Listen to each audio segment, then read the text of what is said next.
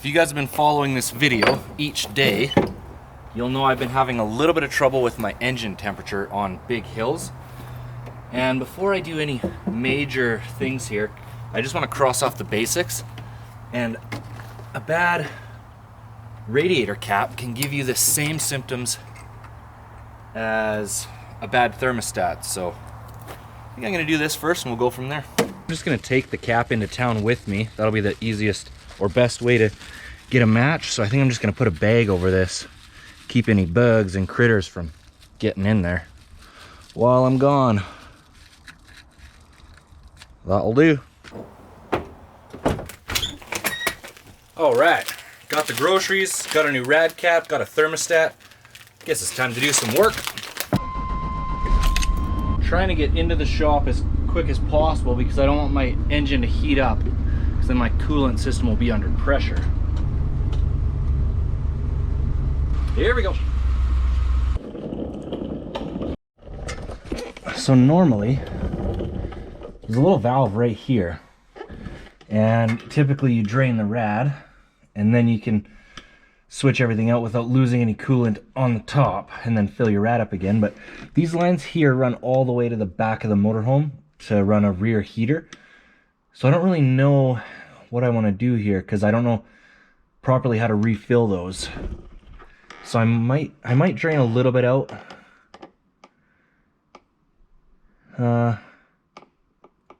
Shoot, I'm gonna make a phone call. Hey Grandpa, how's it going? Okay, bye. Love you too, bye. This motorhome sat, I think, for 6 years before I bought it. So I think while I'm doing this job, I'm just gonna do a full radiator flush. Put all new coolant in here. This is fun.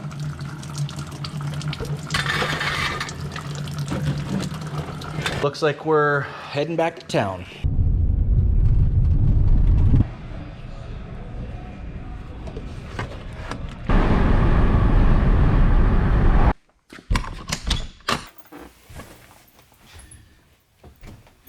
A motorhome's a little bit different than a car because a car or a truck has a hood. Motorhome doesn't have a hood. It has this, which is called the doghouse. That's how you access your engine.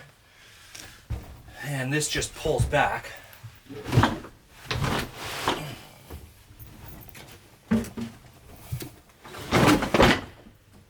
Just like that. So this hose here, this is why we have to drain the rad, because this will be full of antifreeze. I didn't want to pull that off, and then it all pools on top of my motor.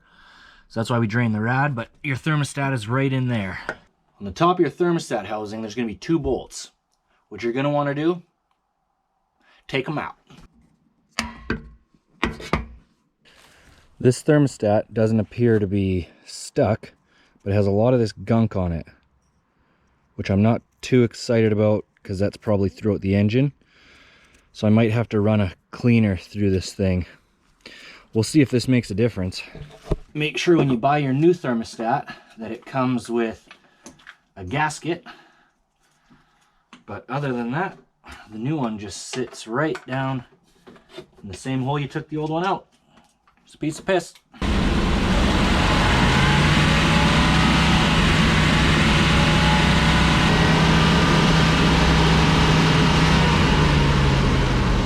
Without the doghouse on, this thing gives off a tremendous amount of temperature.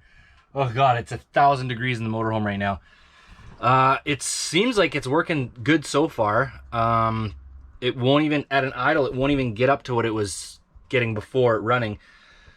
But I talked to the guys in town at our local shop, Steel Horse Performance, super good, knowledgeable people there. And he recommended that I don't drive it until I get it up to temperature, let it cool all the way down again, just in case there's an air bubble in there. So I'm not gonna go for a drive today, but tomorrow will be the tester. We'll see if it worked. Today's the big day where I'm supposed to be testing my new thermostat, and I just fired up the motorhome and my service engine light came on.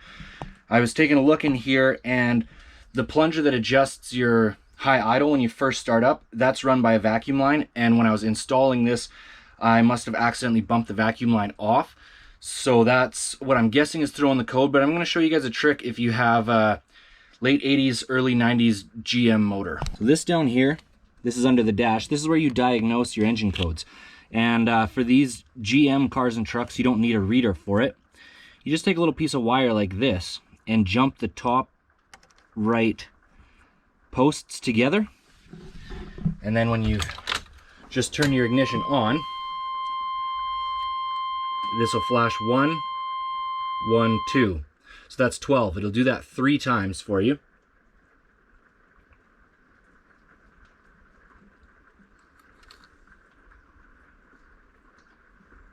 And then this next one is going to tell us what our code number is.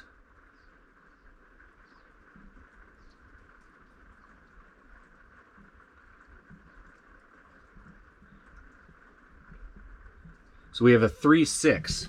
Then you just have to go over to the old Google machine and check what code 36 is. And I've been doing some reading here, and it could be a whole variety of things, but the most common one is an idle problem. These are pretty basic engines, so if I didn't see that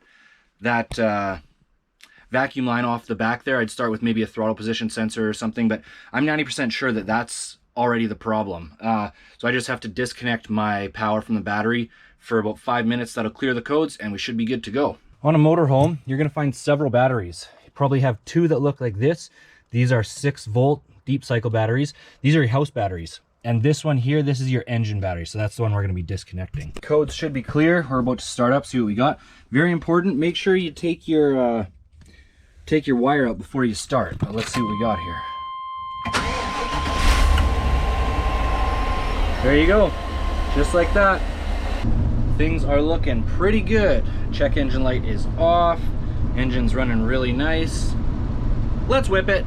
I belong to you. I belong to you. Do just what you want. Let's go. You're the one I trust. I have to do some video uploading today, so I'm just gonna take the motorhome right into town instead of taking a test drive and then taking the car into town. I think I'll just go to Starbucks, use some wireless fire there, and it's pretty much all downhill to town, so we won't get to test the thermostat till we come back up this hill. But it's running great right now, so fingers crossed. And I always be around when I need some loving, baby. Well, got everything uploaded, good to go. Only took out 13 parking spots. Let's go test out the new thermostat. See how she does. Pushing her pretty good up the hill here. Harder than I typically would if I was driving just regular.